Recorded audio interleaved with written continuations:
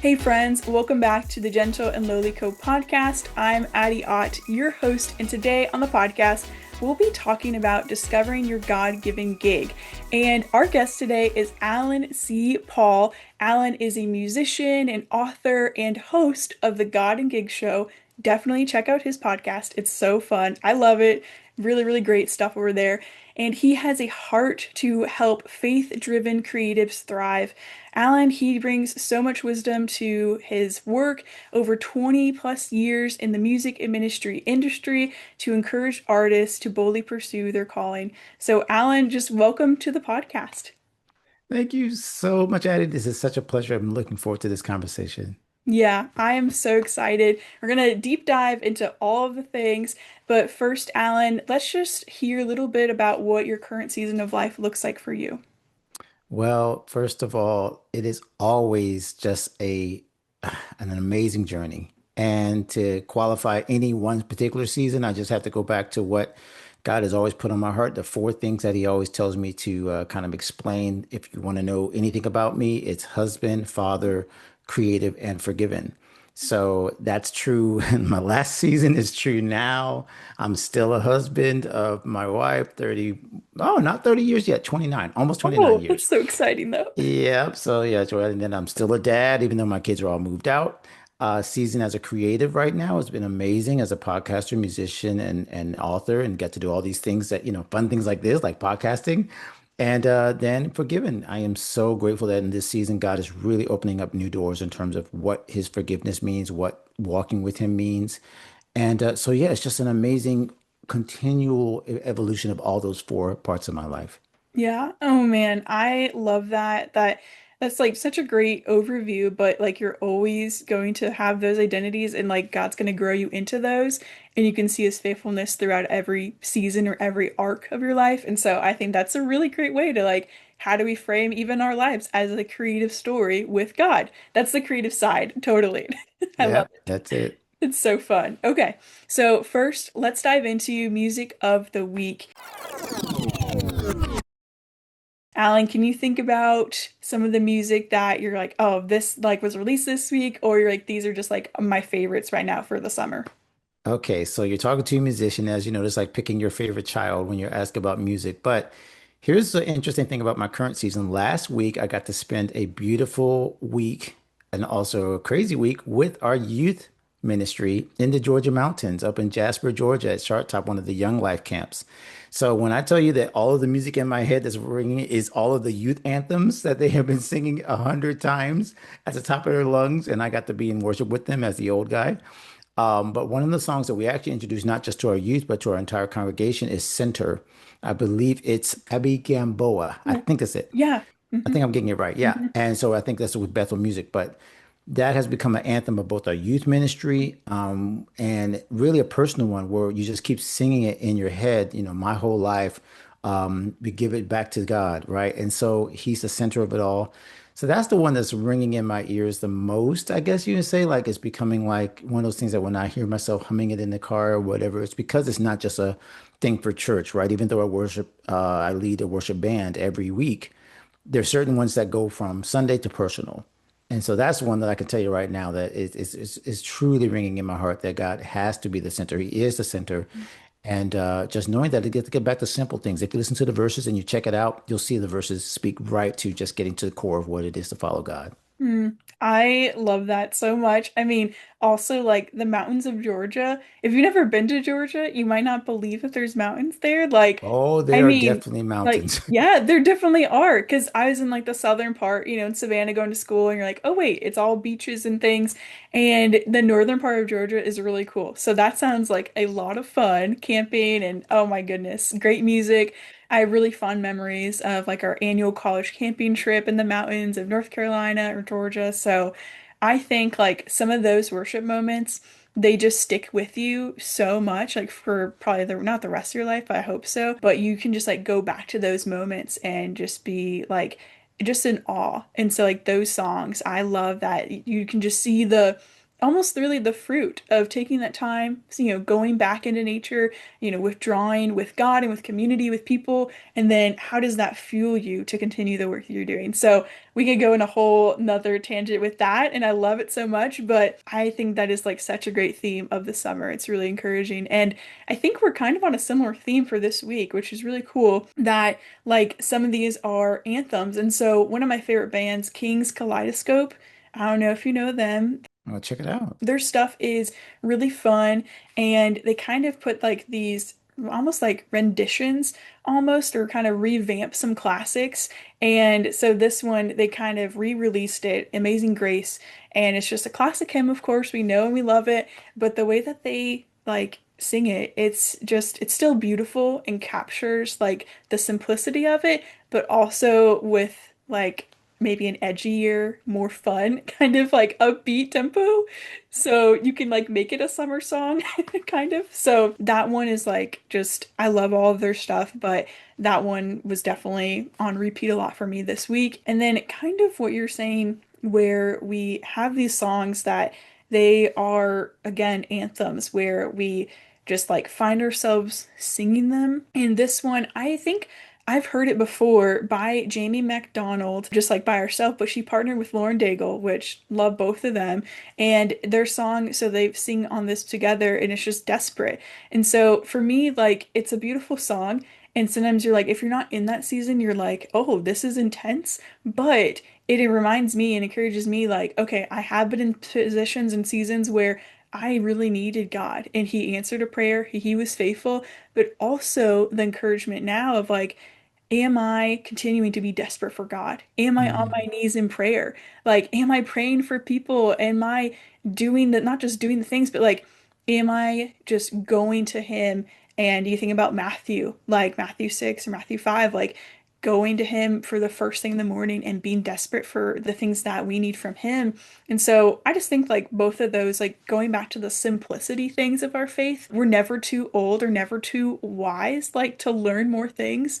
And so I think like always being humble to continue to learn and to just allow God to like continue to have a teachable heart from Him.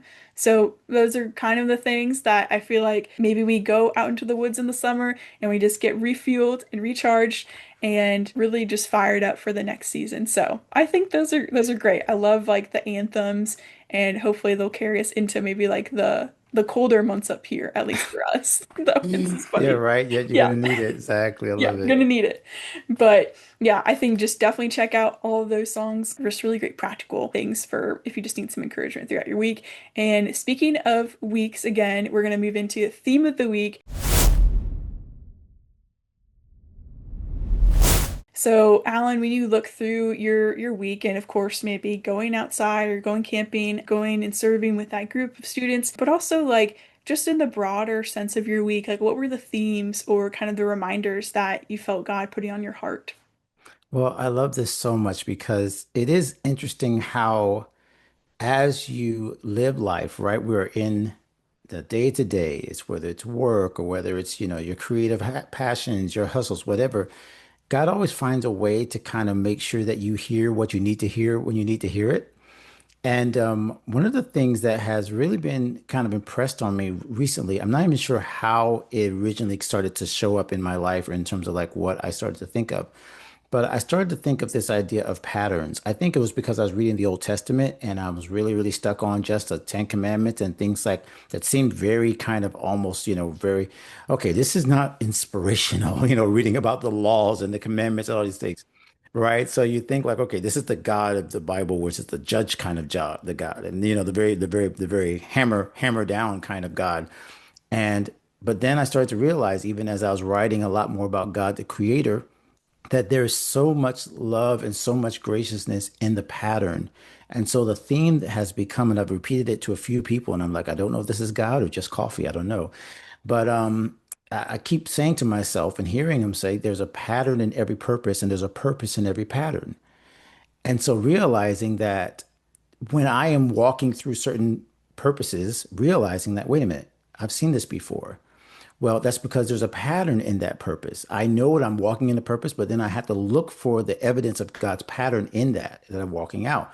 And then whenever I notice right? That there's a pattern happening. I'm like, wait a minute. God's done this and then this and then this. I wonder what the purpose of that is. Not knowing necessarily that I could always discern the heart of God, right? Because we were living this out. But then realizing, wait a minute, if I'm noticing a pattern, there's a purpose in it.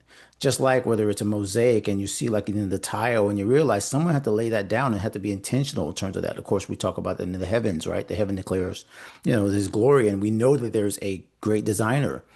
But then realizing this in the small things, noticing somebody that like the last few times we've traveled, that someone always seems to know us in the airport, which is crazy because I'm not famous, but it's always like you notice these like people like, wait, how did we connect, in this particular way and see these what we know are not coincidences, right?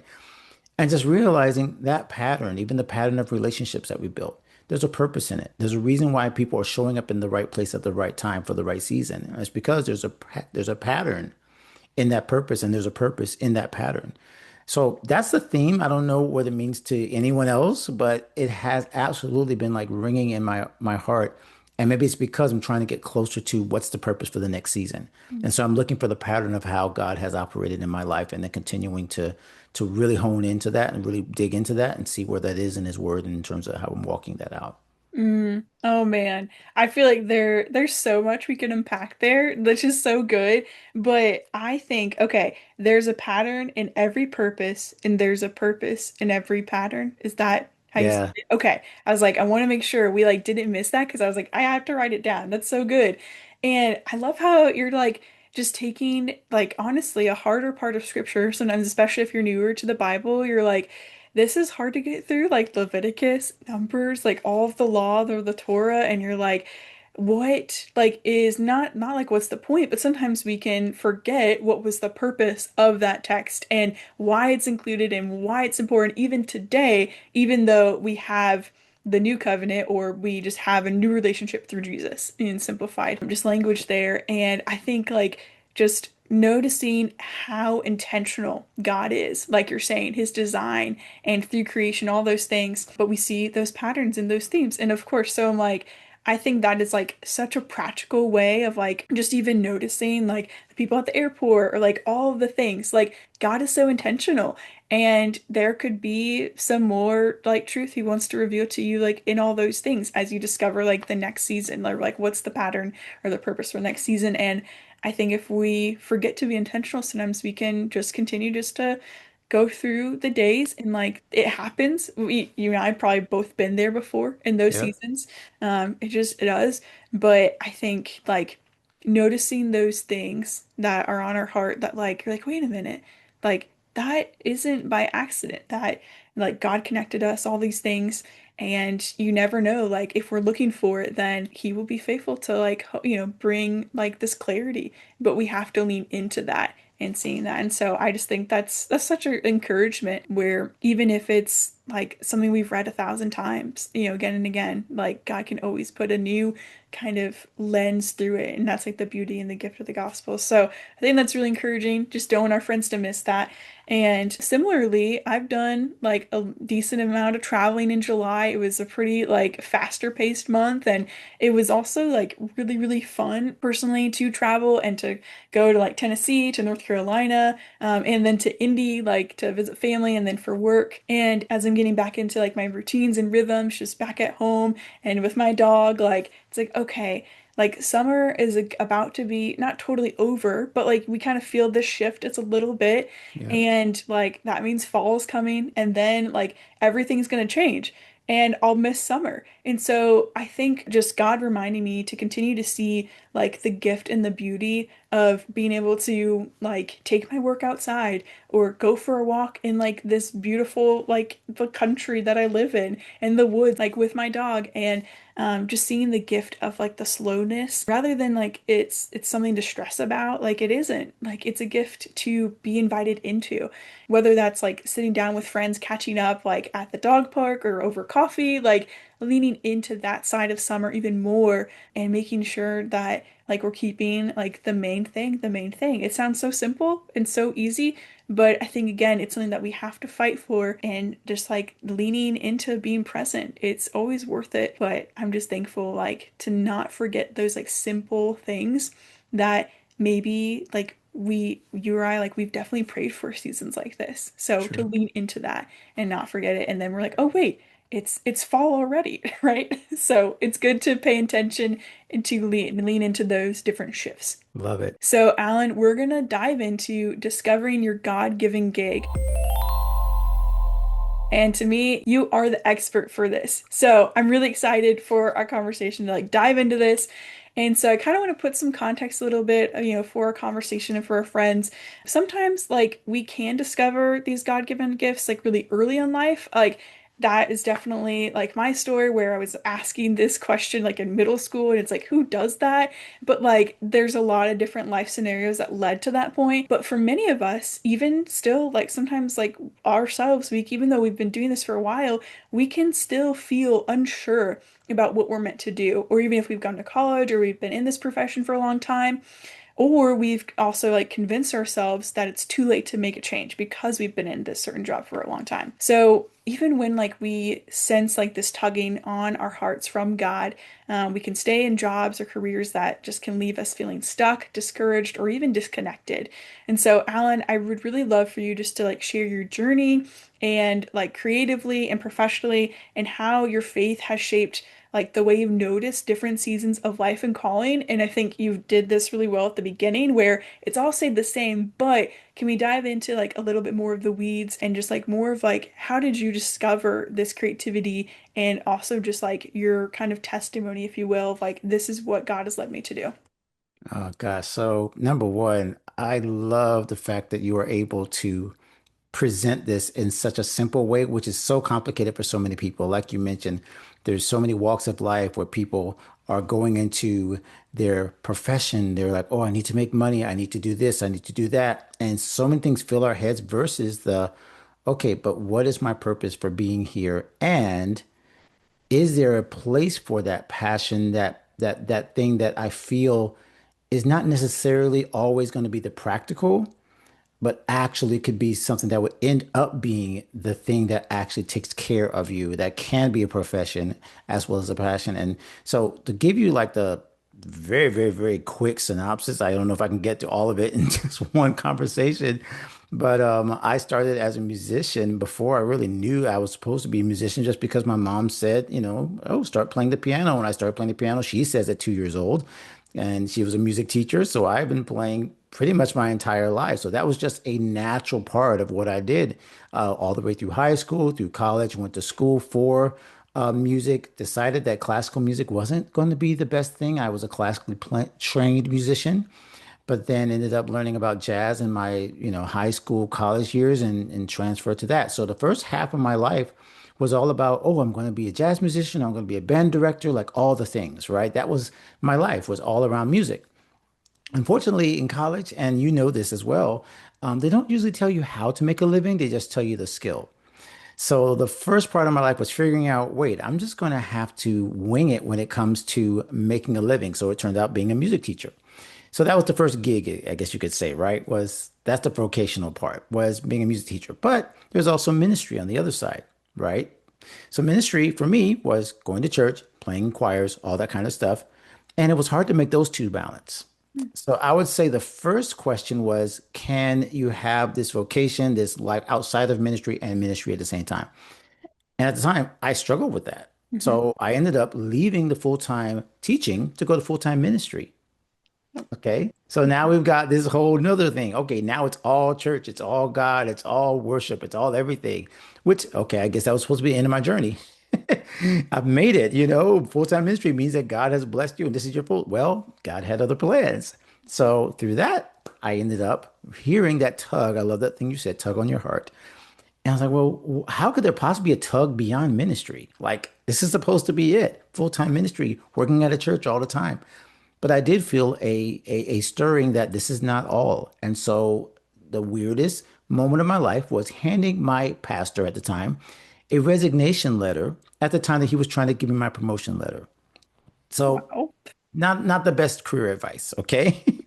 Yeah. So these are three different seasons. Now I'm going from full-time teaching to full-time ministry to part-time everything. Where now I was playing, and I remember so vividly playing for $50 and some fish dip in a blues club, trying to remember jazz chords I learned back in high school and college, and realizing, okay, I don't know anything about making music as a living outside of church. So these 3 seasons of my life, Addie, really lined up to how do I help other people avoid those struggles I had, right? I've always called to be a teacher. I continue to teach, but now I do it through podcasting.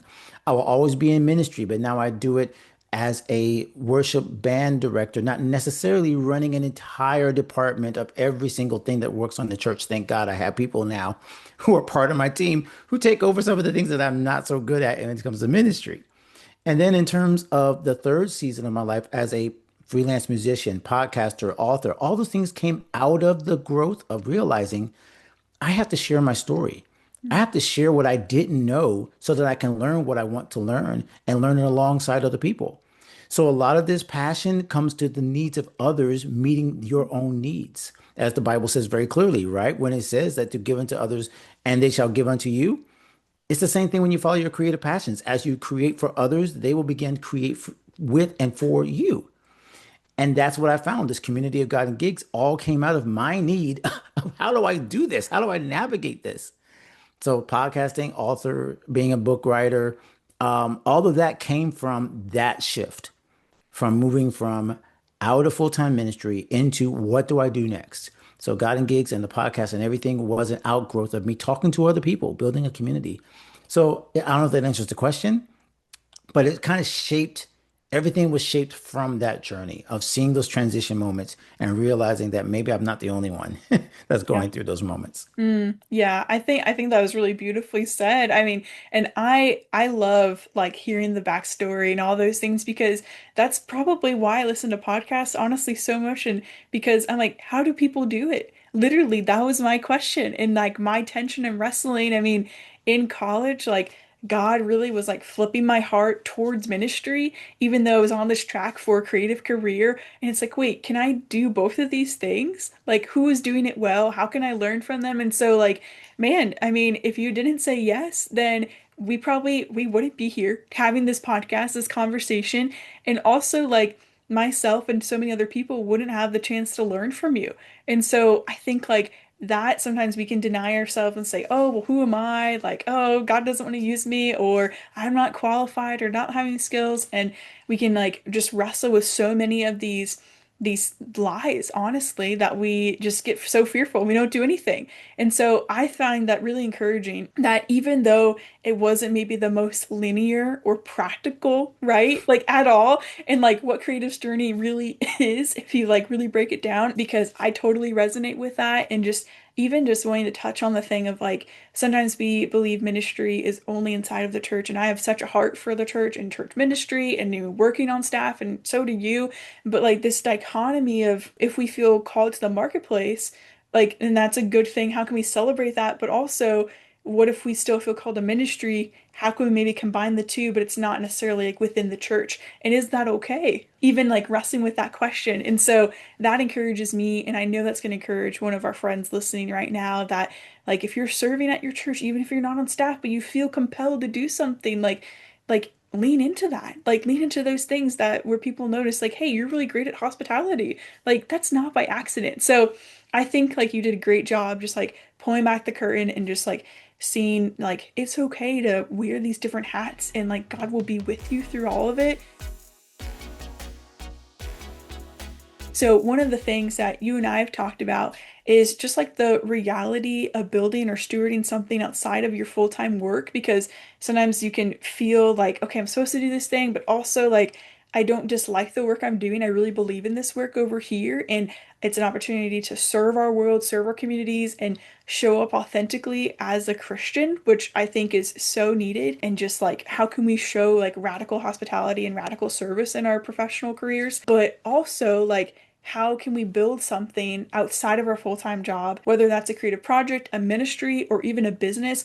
So I kind of have two questions. The first one is like, how common is it to build something on the side? And then what encouragement would you give someone if they were like stepping out and into a season like this? Okay, well, this is such a great question because it hits right home, right where I would say.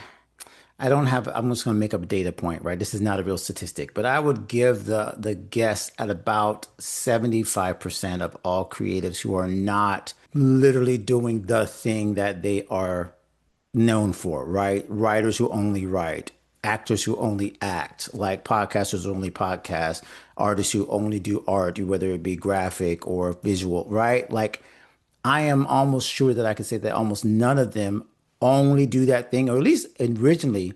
So if you ask how common it is, I would say it's very common for them to build something on the side, having started with something or having this kind of what I heard somebody call a parallel career. Not necessarily a side hustle, but where both of them are happening at the same time. And so you're literally building. And so the picture I had, I read this book a long time ago, which was probably not a good book to read, which was called Jump and the Net Will Appear. And it's one of those, yes, you need to go out in faith and just, step out in faith and God will catch you. Well, many people fall into that fallacy of, well, if I'm passionate about it and there's no money yet, but God will catch me and I believe in the faith. And then they get disillusioned. Why? Because you and I both know the net does not always appear right away. Mhm. So I'm going to flip that a little bit, that book, and I'm going to say, if you ask what encouragement would I give to someone who's stepping into a season, is to sow your own net. We have fishermen all through the Bible, right? But Mhm. Jesus called us fishers of men. He called Peter. So they had to create the nets that they were going to use to fish with. Now, Jesus eventually did miracles with those nets, right? He Yeah. eventually filled them up with it to the point that they broke and they couldn't even use the capacity that they used. But before they went out, they sowed their nets. And so, for every creative who's thinking about, wait, should I go out and start to build this side hustle while I'm doing more traditional 9 to 5 career? The answer is yes. And like you said so well, Addie, it's both and. It's where you start to realize, wait, I don't have to choose. I can start singing at an open mic just for fun and to see if I can build some repertoire. I can start presenting my work at an arts fair that I do, and I wake up early in the morning and just do some painting just for fun, but also to see what do people actually want to read or hear or to look at, right? And start showing that at your local events, things like that, which I would just call them, small bets or small wins or just little things where you're trying this out. We're actually doing an accelerator in my community right now with some creatives who are doing the exact same thing. One is a school teacher who realizes like, hey, I'm a great teacher, but I really don't see myself here all throughout the rest of my life. It's time to start transitioning. She's an amazing singer. She did some things in New York, right? And people keep asking her, where's your next album? And she's like, I don't have one yet. So she is willing to put her faith into starting to sow the net, starting to put together the things that will be the things that will catch her. But is she leaving her full-time job right away? No, right? So she is starting to create that network that will catch her when she does make the jump. Whether that means saving money, let's be very practical, Mhm. right? Mhm. Your first beneficiary, your first investor into your career is you. So you can use the funds and start putting things aside. Yes, you got to give up a couple of lattes here and there, right? But think about how you can start to create this safety net for yourself so that when you do want to make the leap, if God does push you a little further where your income is now, you know what? I think I could make a living doing this. Now that shift is not so permanent and quick and, jarring to where you feel like if it doesn't work, and that's the hard part. If you feel like it doesn't work, that God somehow led you down the wrong path or you took the wrong path, right?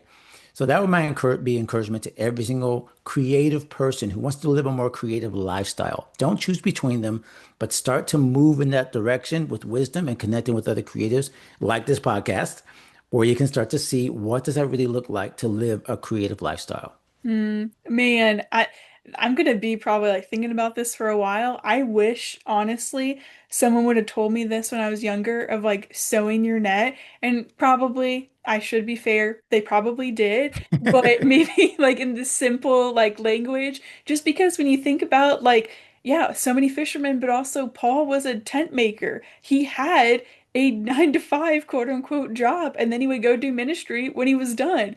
And so I just think like that is so encouraging that we can see some of these examples in scripture of how they were faithful, but then also like God did call the disciples to leave their nets and to go and follow him. And so there is a time when it is ready to jump. And I think that is so encouraging. And man, just like to lean into that and like asking God, like, what does this look like practically? Like for me to build this net or to sow it. Like you said, I love like saving money, being financially this like a good steward. And it can be hard, of course, if you were like you're younger and you want to do all the things, but also what are you building in the next 5 or 10 years? And that might be stretching, but we think we can do so much in 1 year sometimes or only a couple, and we just forget about the future part of it, that like how do we want maybe another decade of our life to be more abundant that God wants us to like walk into. And so just thinking or kind of reframing what could that look like if you gave him like this time to get up early in the morning or work late at night for a season, and you never know like what he will do with that. And so I think it's really encouraging.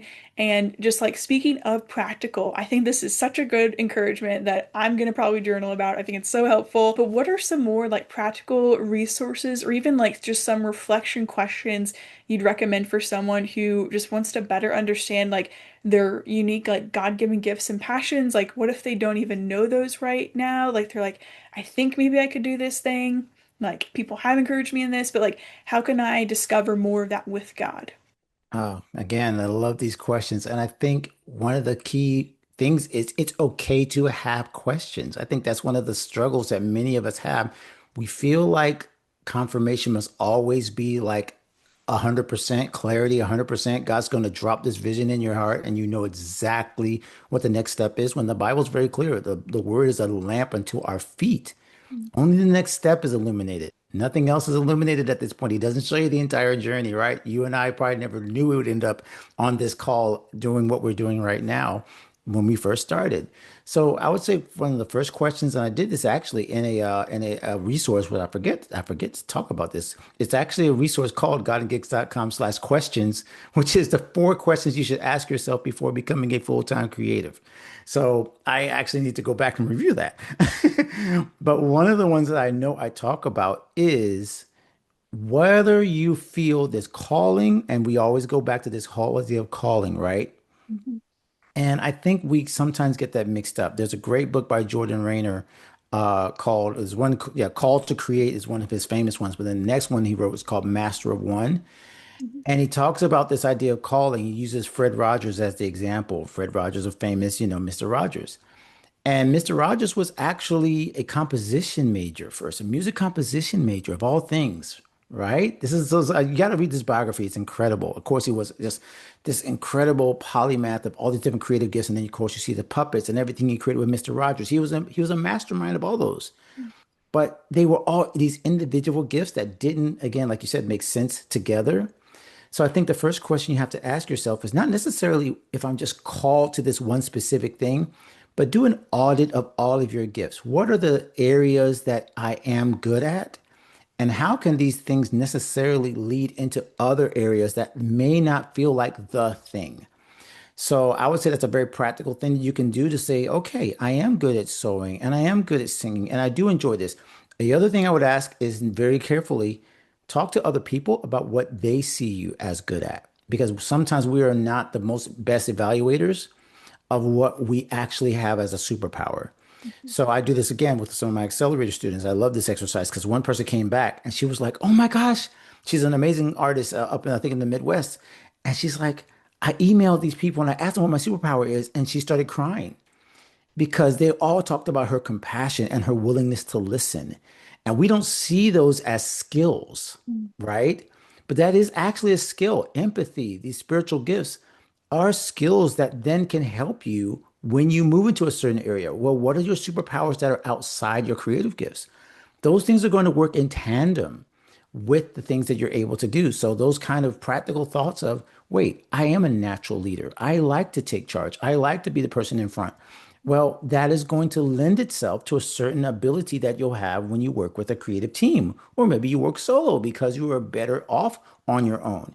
These are the kind of things you got to think about in terms of just self-knowledge. And that's why I would highly recommend that you talk to other people around you, other creators, but not just other creators, even your family and friends, right? They can see things that you don't, and you might be running from a certain skill level or skill or ability that you have. So those are two things I would say right away. When you're trying to figure out what your calling is, don't go all in on the first thing you think it is. Let other people kind of fill in the gaps. And as I was saying before, take those small bets and start leaning in those directions. But let those people fill your tank as you start to try these things out. Yeah. Oh man. I think that is so well said, Alan. Like also we have to link the resource on your website, the questions, in the show notes, of course, for our friends. But I think like that is such a great practical piece of advice, especially just because like the people we have in our lives, like I see the things that they're gifted in and like what they're doing, and it makes sense for them too. But like if you have like those trusted people, like just one friend, and even, if you're like, oh, I don't really know anyone that well, your family has known you your entire life.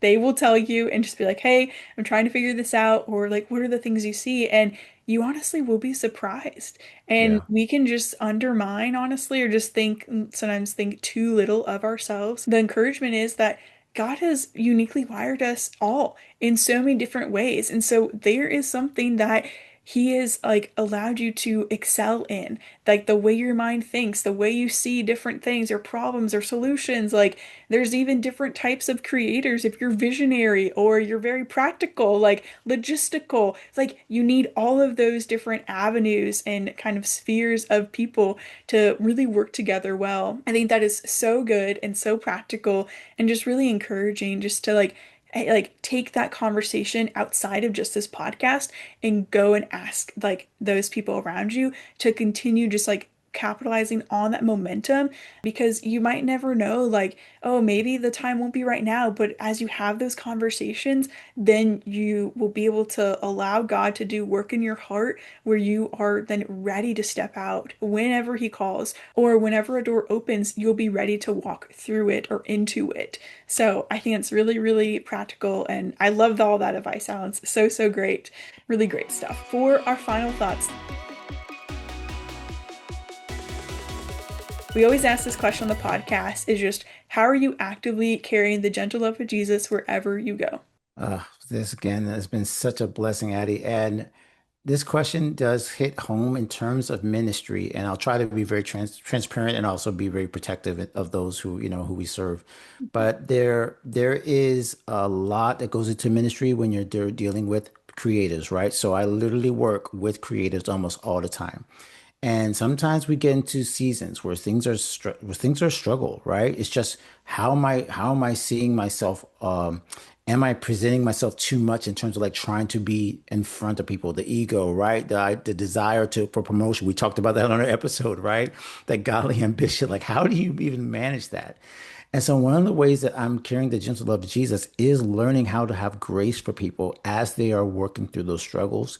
Because I was there too. I was there as a braggadocious, thinking I was all that musician that thought I had to belittle the musicians around me in order to show that I was, something. And then having a worship leader look at me and say, "You will never step foot on a stage with me because with that kind of attitude and that kind of pride, I can't have you on my tour." Can I tell you, I've never been on a tour.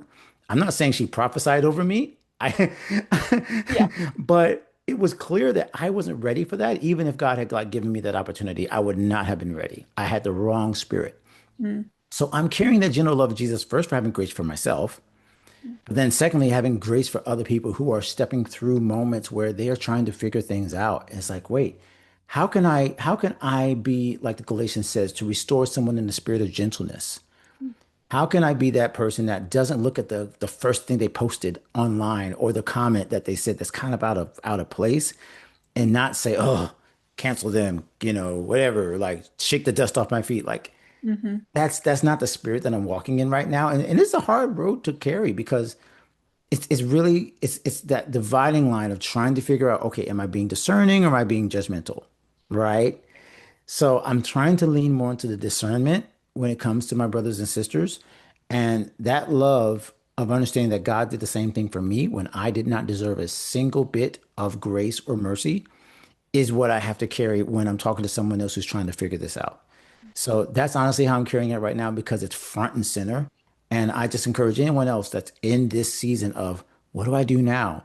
Make sure that your desire to do something with your gift never penalizes the relationships that God put in your life. Those relationships are the thing that will be the glue that will hold you together when the creative and the vocational and all the other stuff falls apart.